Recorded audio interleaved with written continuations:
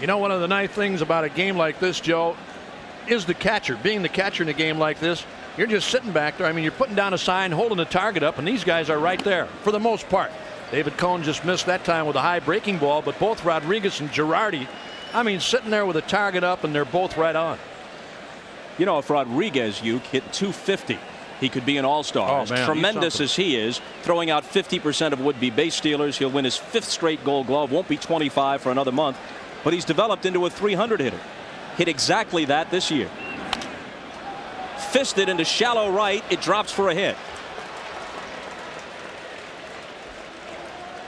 Here's what happened elsewhere in the divisional playoffs. The day began at Camden Yards. Baltimore beats Cleveland 10-4. Surhoff hit 2. Bonilla had a grand slam.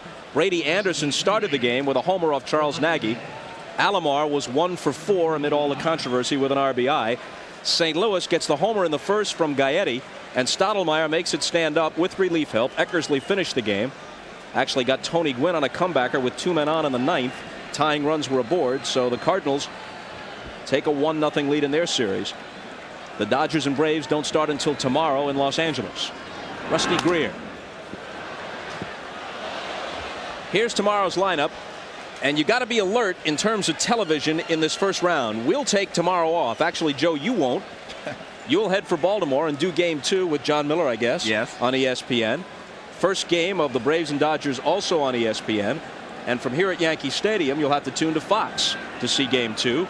Ken Hill for Texas and Andy Pettitte for the Yankees.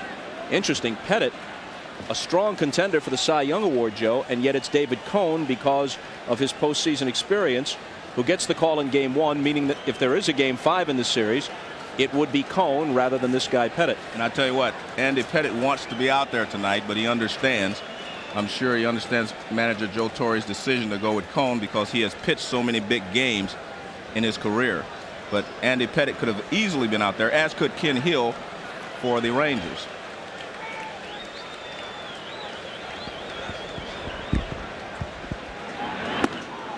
Two and one.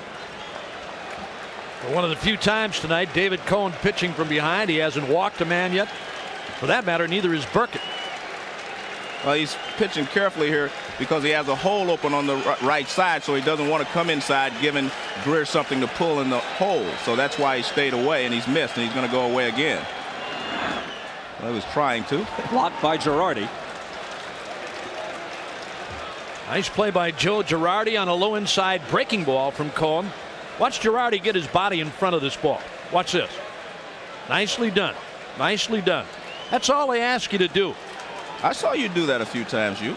You betcha. Bullpen, I loved it. That's where you got most of them. Yeah, you don't want any of those baseballs to get loose in the pen. I liked it without a chest protector, too. Foul back, 3-2.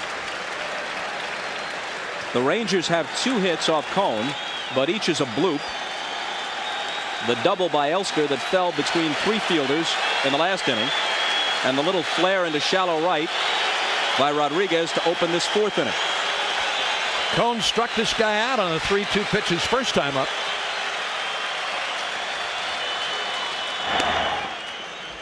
In the past, the Rangers have been kind of a big fly kind of a ball club.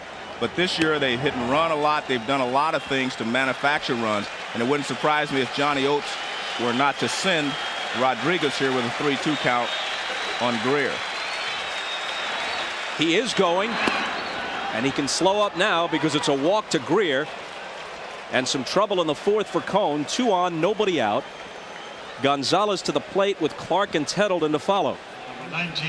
And I think David Cone established how they're going to try to get Gonzalez out in the first inning. He threw him a breaking ball out over the plate for strike 1, as we'll see here. Breaking ball for strike 1. Then he comes off the plate inside to keep him honest. And then he jams him, comes back in again, hits him off the fist, and he gets him out. I think that's how they're going to try to pitch Gonzalez. In, out, more in than out. They're going to try to jam him because if he extends his arms, he'll hit it out of any part of this ballpark.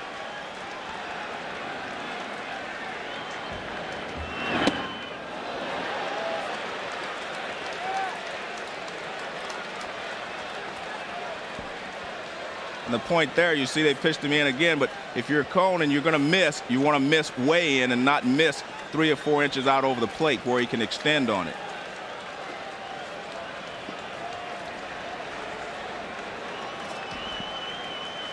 The 1-0 pitch. A ball and a strike. Perfect pitching right there. Fastball in to keep him honest, and then a slow curveball out over the outside part of the plate. I mean, that's just perfect pitching there by David Cone. There's no way he can hit this pitch. See him kind of pull off because he's been pitched inside and jammed the first time up. Rodriguez at second, Greer at first. And a long drive to left. Into the corner and into the seats. Well, George Steinbrenner better check the deed, because these days it's Juan Gonzalez who owns the New York Yankees. Hit over 500 against them for the year, and this is his 6th home run and 19 RBIs now in just 11 games against the Yankees for Juan Gonzalez. He missed a few against New York this year because of injuries. Well, I said if you're going to miss inside, you have to miss off the plate inside. He was trying to go back inside, and he moved that ball about 8 inches out over the plate. Now watch, he's trying to go inside. This pitch is not inside, and Gonzalez drills it. That's the danger of pitching these sluggers inside. If you miss off the plate in. Don't miss to the middle of the plate. And now Clark sends one up the middle for another hit.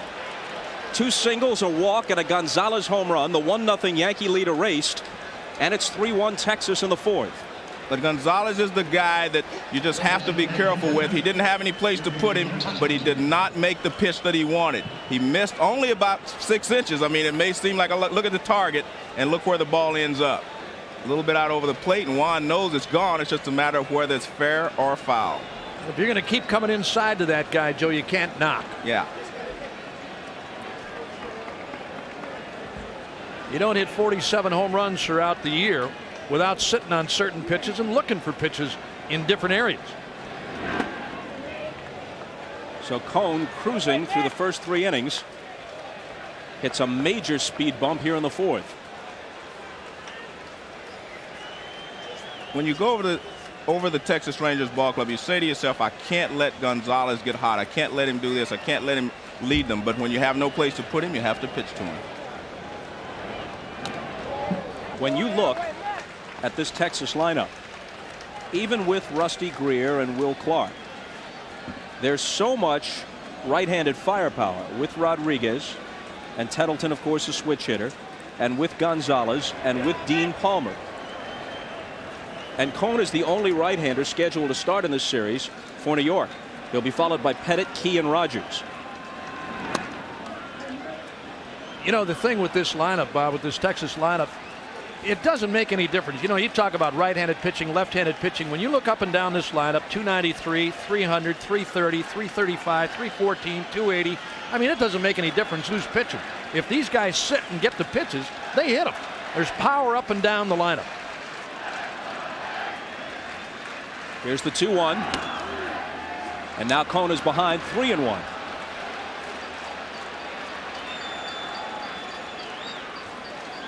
Here's Tettleton with 24 for the year, a switch hitter, and another guy that looks. He'll look in certain situations. He'll look breaking ball inside, fastball inside, and he'll turn on you. He'll turn around and really pull. This one is popped back of third. Not much foul ground here at Yankee Stadium, over by the tarp and in the seats. There's a lot of foul ground behind the plate in this ballpark, but not too much along the lines. Probably the worst park in baseball for a catcher. On a wild pitch or a pass ball, you're running all day long back here. You'll see runners take 2 bases on a wild pitch or pass ball in this park.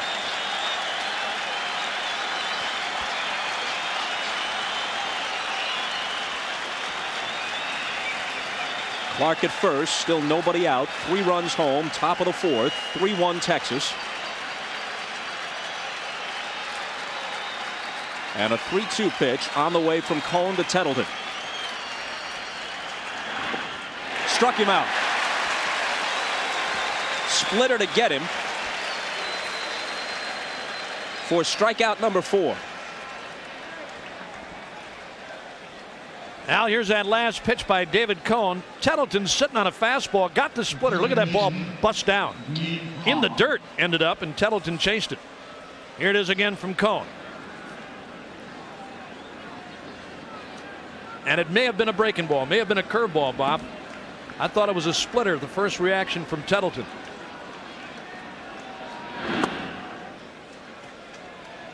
Well, Cone will mix in the occasional curveball. He's done it a few times in this inning. Got the biting slider, the fastball with the late break, and the devastating splitter. Very resourceful pitcher. He'll drop down sidearm on occasion, give you different looks. He hadn't done that yet tonight. And again, trailing now by a score of 3-1. We haven't seen him drop down from the side. He'll make right-handed batters. He doesn't do it that often, and that's what makes you give as a right-handed hitter. You don't see it that often. The 1-0 to Palmer, and that'll make the seats. He's starting to get upstairs now, Joe. You see that? It's not only 1 or 2 pitches. It's 3 and 4 pitches in a sequence that he's starting to get upstairs. Breaking balls that he's starting to hang. Well, that one especially, that was a hanging breaking ball. Now watch, this ball just kind of spins. This is the curveball that you talked about, but watch, it just spins and it just hangs up there. Palmer just misses it.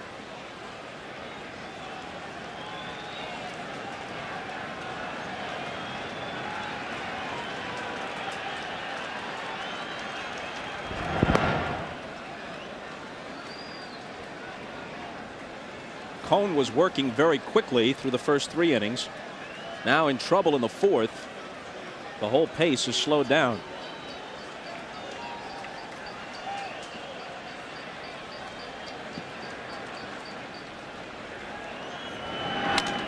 And this ball is blasted to left.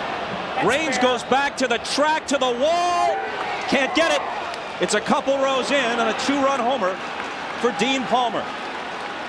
A pair of home runs, a 3-run shot, and now a 2-run homer, and it's 5-1 Texas. Well, we talked about the hanger he threw, the pitch that he fouled back. The hanger was just a little too high for him to get to it. This one is down a little bit more, and Palmer just nails it down the left field line.